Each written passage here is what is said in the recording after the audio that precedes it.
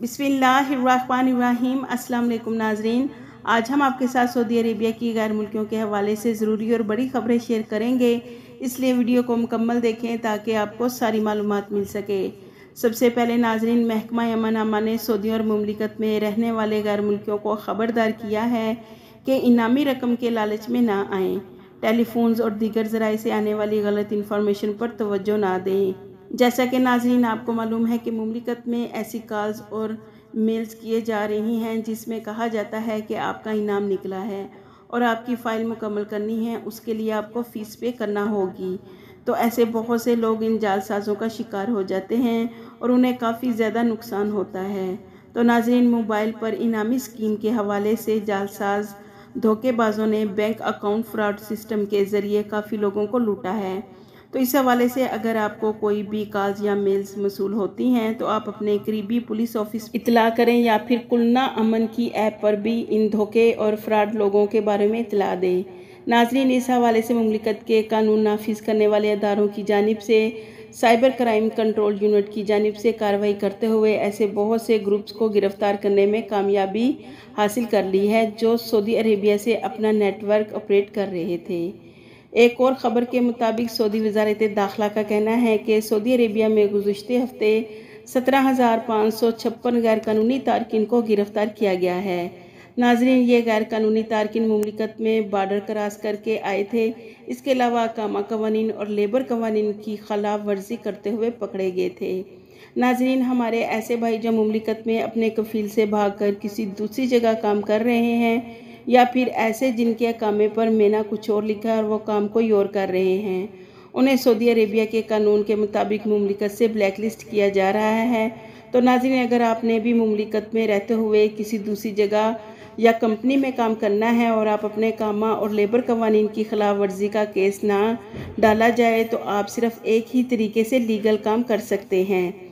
इस हवाले से हमने अपने चैनल पर पहले भी वीडियो बनाई है कि कैसे आप अपने कफील की इजाज़त के बगैर मुमलिकत में कहीं भी लीगल तरीके से काम कर सकते हैं और पकड़े जाने पर आप किसी भी गैर कानूनी कैटेगरी में नहीं आएंगे और आप कहीं भी किसी भी जगह कफील की इजाज़त के बगैर काम कर सकते हैं।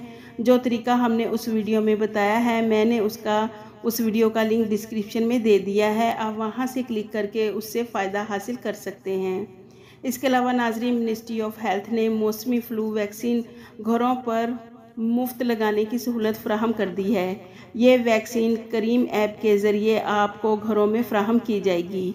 घरों में मौसमी वैक्सीन लगाने की सहूलत जद्दा, रियाज, मक्का मुकरमा, मदीना मुनव्वरा और दम्माम में फ्राहम की जा रही है।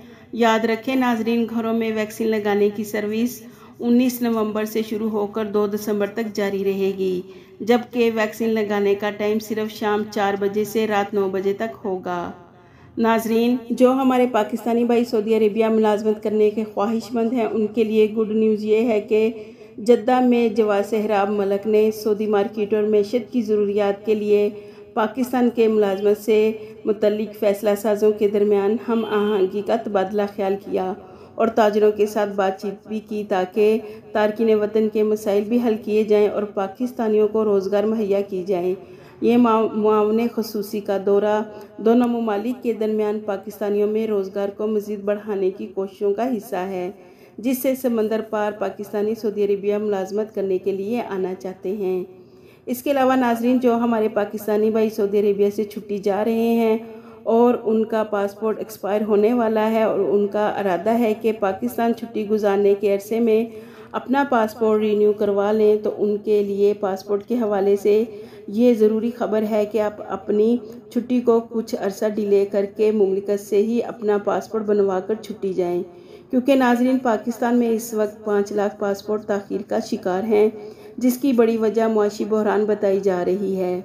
वाज़ह रहे नाजरीन, पाकिस्तान में पासपोर्ट की तैयारी के लिए इस्तेमाल होने वाला लेमिनेशन कागज़ फ्रांस से दरामद किया जाता है, जिसे मुआशी बहरान की वजह से दरामद नहीं किया गया और पाकिस्तानी 5 लाख लोगों के पासपोर्ट ताख़ीर का शिकार हैं, जिसकी वजह से पाकिस्तान से सफ़र करने वाले और तुलबात और वर्कर्स बहुत ज़्यादा परेशान हैं।